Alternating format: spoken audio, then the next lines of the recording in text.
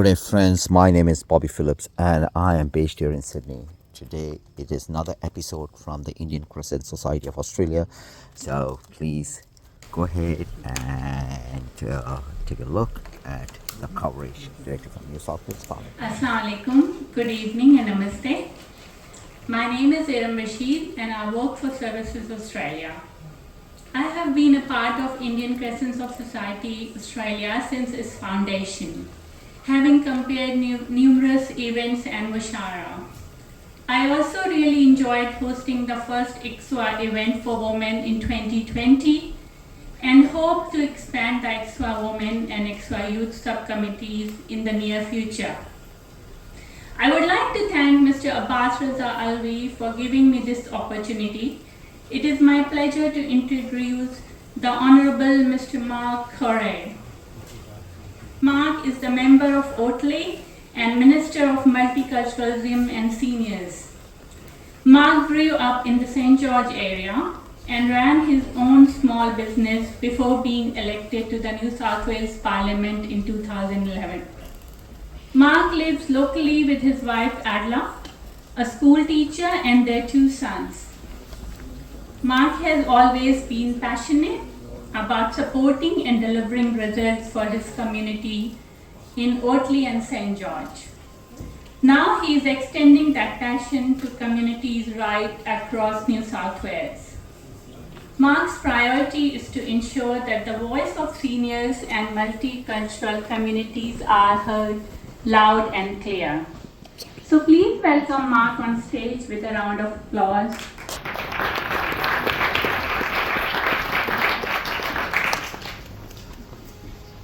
Very much for that introduction, and ladies and gentlemen, it is wonderful to be here today.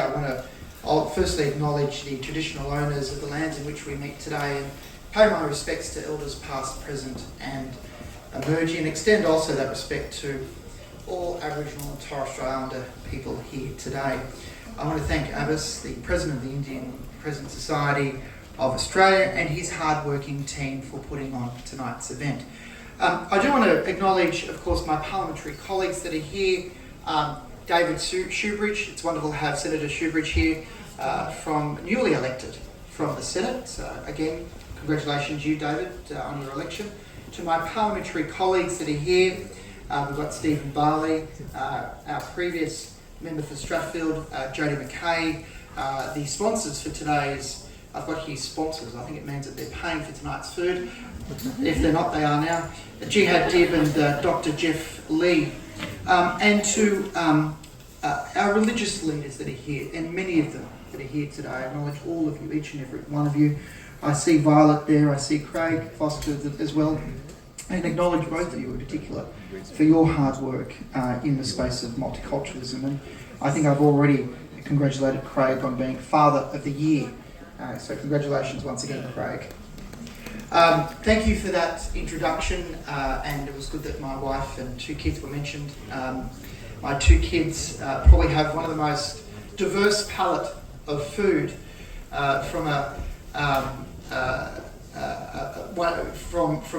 my wife who's from a Lebanese background. Their favourite food is not just Lebanese cuisine but Indian as well. As a result, when there is Indian takeaway, or for that matter Lebanese takeaway at home, they eat it all and I don't get any. But anyway, that aside, it is wonderful that you're all here today, and it is a pleasure to be here this evening at this really great Interfaith conference hosted by the Indian Crescent Society of Australia. And this event unpicks the challenges of social cohesion and multiculturalism, which is something that's close to my heart as Minister for Multiculturalism. Our valued faith communities play such an important role in the success of our state and country. And this success is built upon the profound guidance of our faith leaders, fostering cooperation, collaboration and communication. The New South Wales Government is extremely proud of our open dialogue with our religious communities, and we're continuing to build on this close cooperation. Earlier this year, the Premier and I announced record funding for Multicultural New South Wales, a record $28 million on top of the money that is already spent. in our state's multicultural future, multilingual and multi-faith future. This $28 million has been secured over the next 2 years to go towards our whole of government language services, major cultural events and festivals, and improving engagement with multicultural and multi-faith communities. I am firm of the belief that diversity, especially religious diversity, should be protected and celebrated. And we are securing a future where everyone's culture, language, and importantly religion can flourish. And this is why we also announced the creation of the new Religious Advisory Council. And this will bring voices of our multi-faith community together to advise on government, or advise the government, on what matters to them. And the first order of business is, of course, to address concerns regarding the safety and security of places of worship. And we know this is a priority. Despite all this great work, there are fringe elements in society that seek to divide us.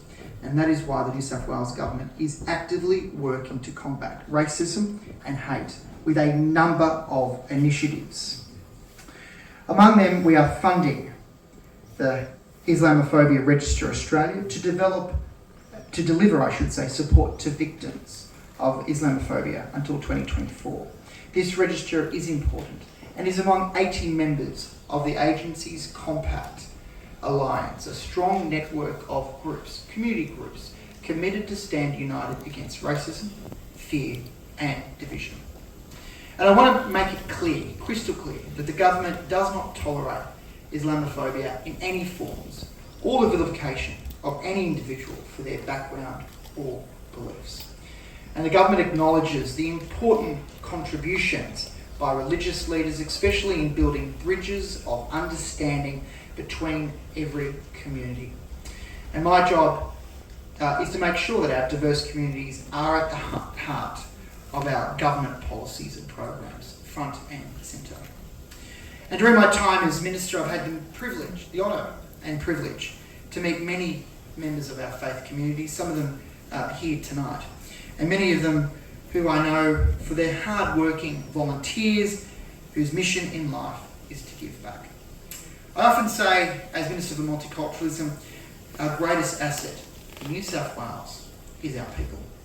And in New South Wales, I think we're a wonderful example to the rest of the world how multiculturalism works, lives and plays. In New South Wales, we are home to more than 300 cultures who speak 215 languages and follow over 146 different religions. Our culture, our religious and linguistic diversities continue to grow. This religion, continue to grow. And I'm sincerely thankful for the dedicated service and the community spirit of our religious leaders who welcome interfaith consultation and dialogue like tonight. Because we are proud to be united in our diversity. So ladies and gentlemen, thank you. Thank you to each and every one of you for the opportunity to be here today.